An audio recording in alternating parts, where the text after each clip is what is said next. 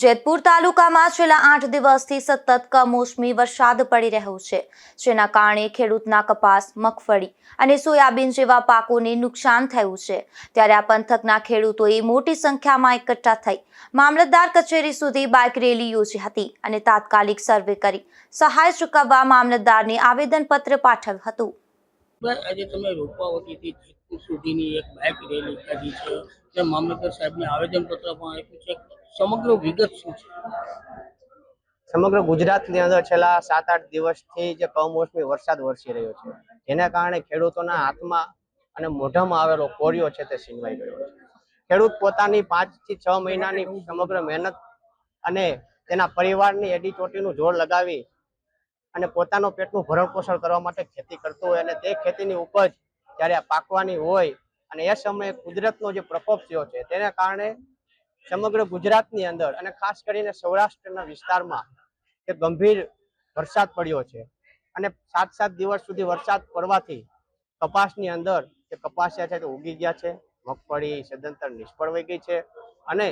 ડુંગળીથી લઈને જે પણ ખરીફ પાકો છે તેની અંદર ખેડૂતોને નુકસાની અને માર સહન કરવો પડ્યો છે। ઘણા ખેડૂતોને આશા હતી અને આ વર્ષે પાક પણ મબલક હતો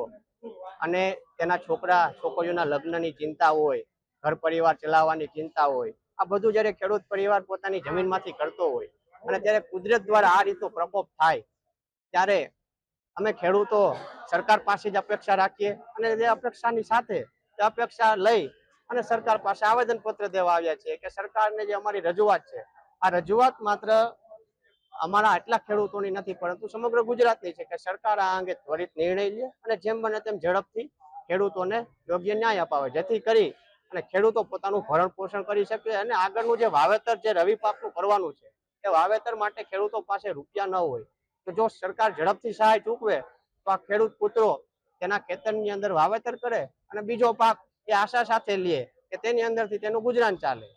એ જ અમારી આશા અને અપેક્ષા છે સરકાર।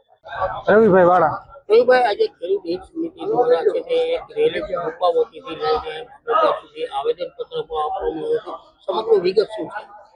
આવેદનપત્રમાં જે આ અતિવૃષ્ટિના લીધે જે ખેડૂતના મોઢામાંથી કોળિયો છીનવાઈ ગયો છે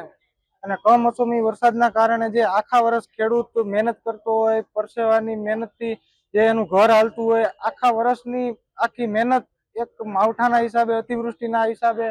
પાણીમાં વહી ગઈ છે।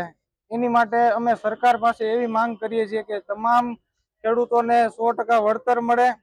અને સાથે સાથે સરકાર પાસે એવી પણ માંગ છે કે તમામ ખેડૂતોના દેણું માફ થાય, જેથી જે અત્યારે આર્થિક પરિસ્થિતિ જે ખેડૂતની નબળી છે જેથી સદ્ધર થાય। આજે આખા વિશ્વને જો કોઈ અન્ન પૂરું પાડતું હોય તો ખેડૂત અન્ન પૂરું પાડે છે। જે અન્ન આપણે ખાઈ છીએ એનો આપણે ગણ કોઈથી ભૂલવો ન જોઈએ। તો ખાલી ખેડૂતોએ નહીં પણ હું તો બધાને વિનંતી કરું છું કે તમામ જે ધંધાવાળા હોય, રોજગારવાળા હોય કે જે અન્ન ખાતા હોય તમામને ખેડૂતની આજે આ લડાઈમાં, સંઘર્ષમાં બધાને સાથ આપવો જોઈએ અને ખેડૂતની હારે ખંભે ખંભા મિલાવીને આજની આ કપરી પરિસ્થિતિમાં બધાએ ભેગા થઈ અને સરકાર પાસે માંગ કરવી જોઈએ અને જે રીતના મદદરૂપ ખેડૂતને થાય તે પોતપોતાની રીતે એ રીતે થવું જોઈએ।